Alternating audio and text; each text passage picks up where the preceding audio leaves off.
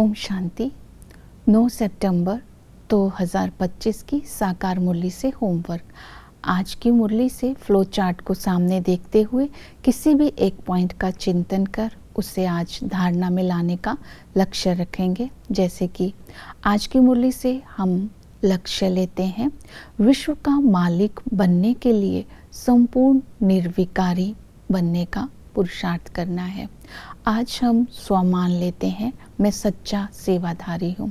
अंतर्मुखी बन बाप की लगन में मगन होकर शक्तिशाली स्थिति के द्वारा निर्बल आत्माओं को शक्ति देकर अचल अडोल बनाने की मैं सच्ची सेवा कर रहा हूँ। इस स्मृति में आज सारा दिन रहना है। तो प्रैक्टिकल में होमवर्क रहेगा, रूहानी ड्रिल करना है। अभी अभी साकारी वतन में, अभी अभी निराकारी वतन में। जब अपने को साकारी वतन में देखना है तो अपने देवताई ड्रेस में देवताई संस्कारों को इमर्ज करेंगे।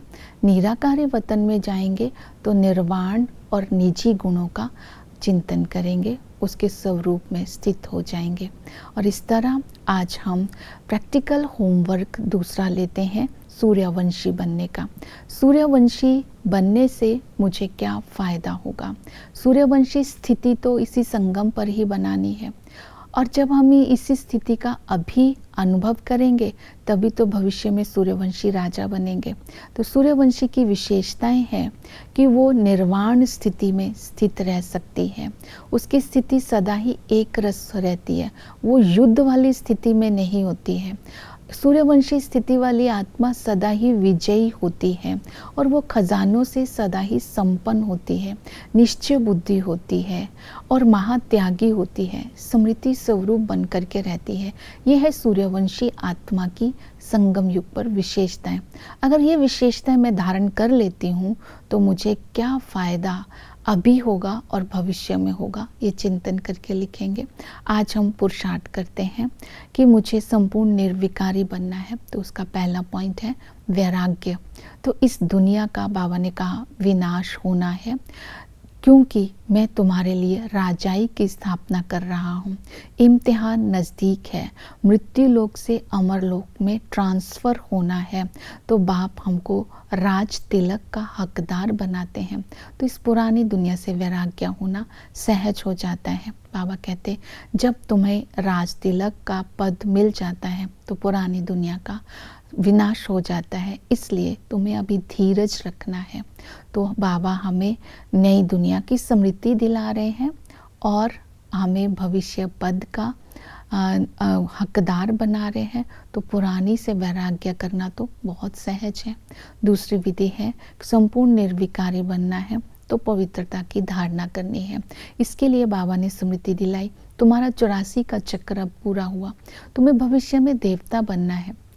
तो वर्तमान जीवन में तुम्हें संपूर्ण निर्विकारी बनना होगा, पवित्रता की धारणा करनी होगी। पवित्रता की धारणा करने की विधि है, पहली विधि है कर्म इंद्रिय जीत। बाबा ने कहा आंखें क्रिमिनल ना हो, क्योंकि आंखें क्रिमिनल होने से कर्म इंद्रियां चंचल हो जाती है। पवित्र बनने के लिए भाई बहन हो करके रहो तो आंखें क्रिमिनल नहीं होगी और कर्म इंद्रियां चंचल नहीं होगी। दूसरा है स्व पर रहम। कहा जाता है चैरिटी बिगन्स एट होम। तो बाबा ने बोला कि संगम पर बाप का बनने से तुम्हें बुद्धि मिली है। बुद्धि मिली अर्थात समझ मिली है। तो इस समझ के आधार पर अपने रजिस्टर को खराब नहीं करना है, भूलें करके विकर्म करके अपना रजिस्टर खराब नहीं करना है। समझदार बनकर पुरुषार्थ कर भविष्य ऊंच पद की तैयारी करनी है। फिर है तीव्र वेगी। इस स्मृति में रहने से भी पवित्रता की धारणा हो जाएगी।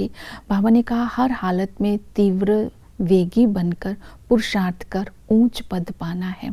ये तीव्र वेगी शब्द को भी बुद्धि में रखना है, भाई बहन के संबंध को बुद्धि में रखना है। Charities begin charity begins at home, अर्थात हमें स्व पर रहम करना है। जो बाबा ने बुद्धि दी उसे यूज़ कर अपने रजिस्टर को अच्छा रखना है। फिर है याद की यात्रा। मुख्य है अल्फ को याद करना। अल्फ को याद करने से विकर्म विनाश हो जाते हैं।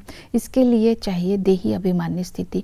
देही अभिमानी अर्थात निराकार बन, निराकार बाप को याद करना है, क्योंकि निराकार स्थिति से ही अविनाशी बाप की याद आती है और अविनाशी बाप के संस्कारों की स्वयं में धारणा हो जाती है।